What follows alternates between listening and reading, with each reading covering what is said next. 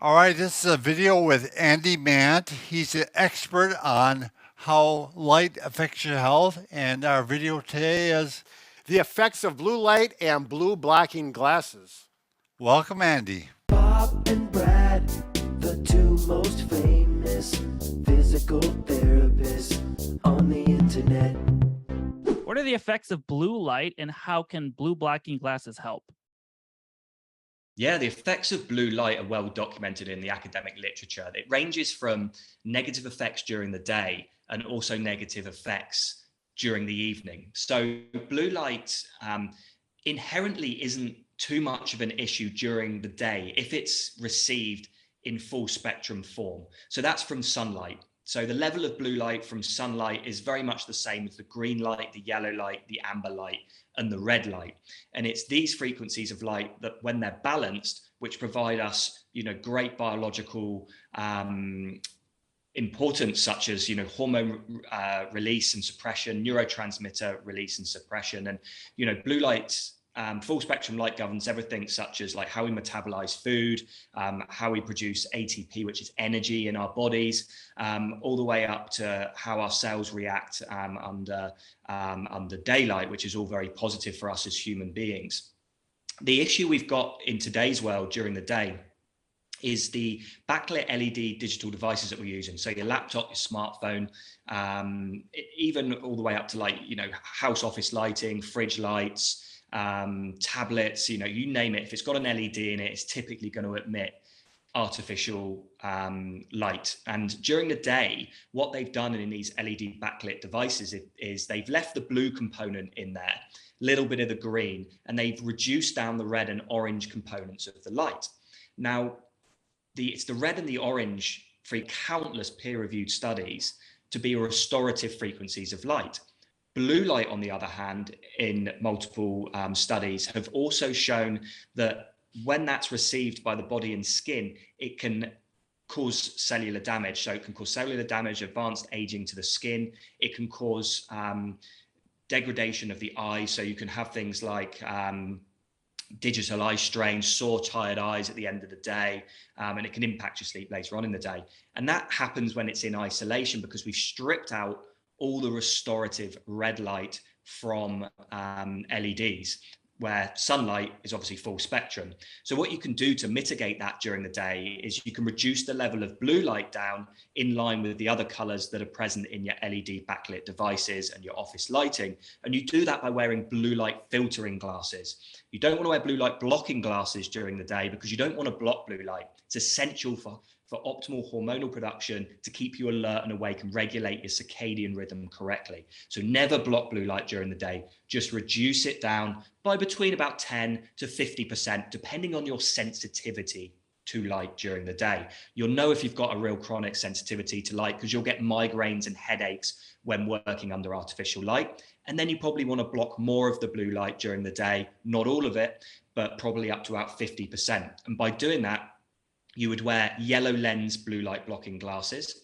If you don't have a sensitivity to light during the day, you'll know this because you perhaps just get a little bit of a sore eyes during the day, or maybe you feel a bit fatigued. You would wear computer glasses, blue light filtering glasses that have a clear lens that filter down between about 5 and 30% of the blue light. It's also very important to balance light during the day. So as I mentioned, we're exposed during the day ancestrally to full spectrum sunlight, all the blues, the greens, the purples, the reds, the yellows, and the ambers, okay, all in the same frequencies. So you can start by having things like salt lamps maybe next to your computer to bring more orange light back into your environment. So all the light that the LED manufacturers have stripped out, you're putting back in around your desk. You can have red light bulbs, you can have yellow light bulbs, and you can have things like full spectrum lighting as well, which is fantastic to balance out the spectrum. So that's all very well during the day. After dark, it's a little bit different, because our bodies aren't historically and ancestrally meant to be exposed to blue light after sunset.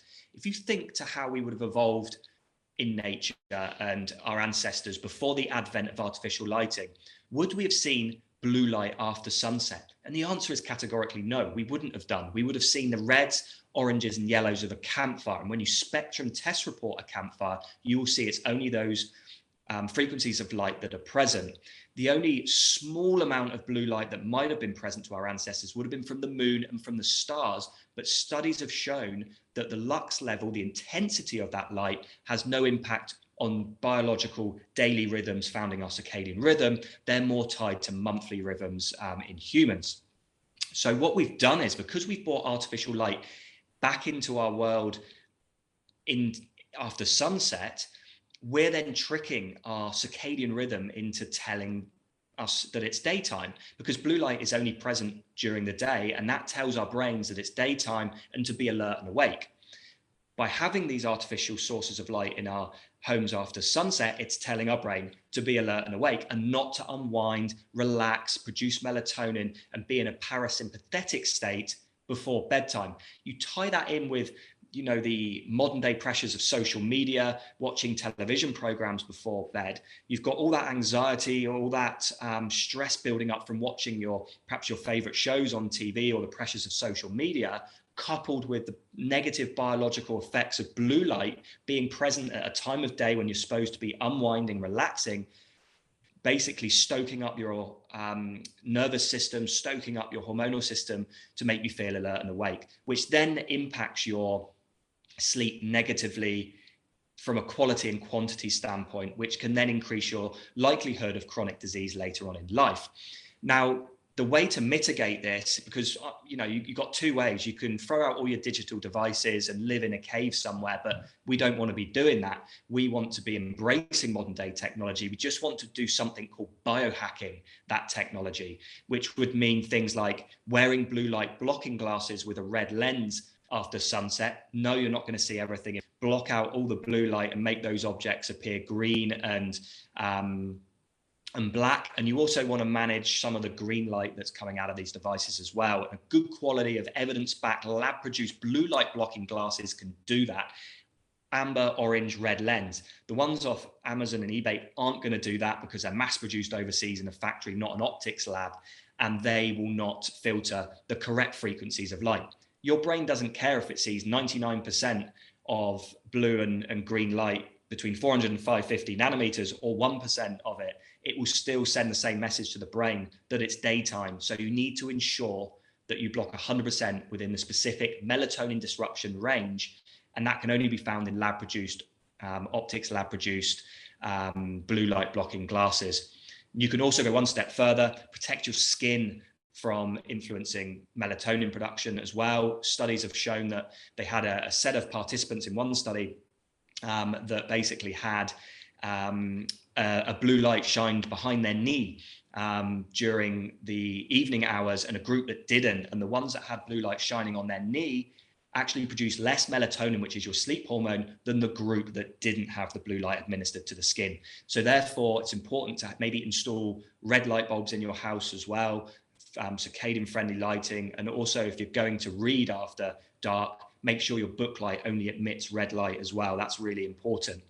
Blue light can also impact you whilst you sleep. So it's all very well taking the steps to wear blue light blocking glasses leading up to bedtime. But when you sleep, if you haven't got blackout curtains, or if you've got electronics in your room that are emitting artificial light, then you're going to be impacting your sleep as well. Studies have shown that you can impact the melatonin production even with your eyes closed while sleeping, because blue light can still come through the skin and the closed eyes and downregulate the melatonin production that's going to keep you from having restorative sleep. So you might want to wear a 100% blackout sleep mask. That can help you. Make sure it's 100% blackout, and make sure you can fully open your eyes when wearing a sleep mask, because pressure on the eyes over a long period of time, like several years, may lead to eye pressure related problems. Things like glaucoma could be an issue. So make sure your sleep mask can fully open your eyes. So just to summarize, during the day, blue light filtering glasses, fantastic. They're clear lenses if you don't have a sensitivity to blue light. If you have a sensitivity to blue light, maybe you've got photophobia, migraines, headaches when using a computer or smartphone, or just being under artificial light, wear your yellow lens light sensitivity glasses. Block up to 50% of the blue light, not all of it. Very important not to block all blue light during the day.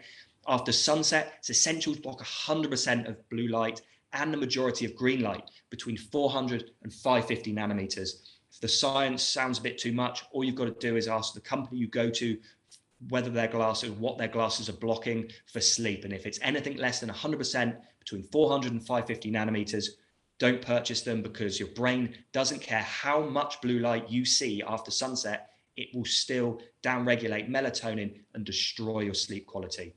So that's it in a nutshell in terms of what you need to do to get better sleep and manage blue light during the day. So where can people find out more information about you, Andy? So if people want to find out a lot more about what I'm talking about from a relation to biohacking and circadian biology, sleep and light, and how it impacts us biologically, the best place is our website. So it's boncharge.com, boncharge.com, and then go to the blog section and the learn sections on that website, where I curate and write that kind of information on there. And you can then take a deeper dive into the science. Everything is peer reviewed, study related, and backed by the academic literature. And you can then read more on your favorite subjects and the ones that interest you the most. There's great articles on there about blue light, sleep, sleep masks, circadian biology, full spectrum lighting, even red light therapy and cold therapy, if people are interested in that as well.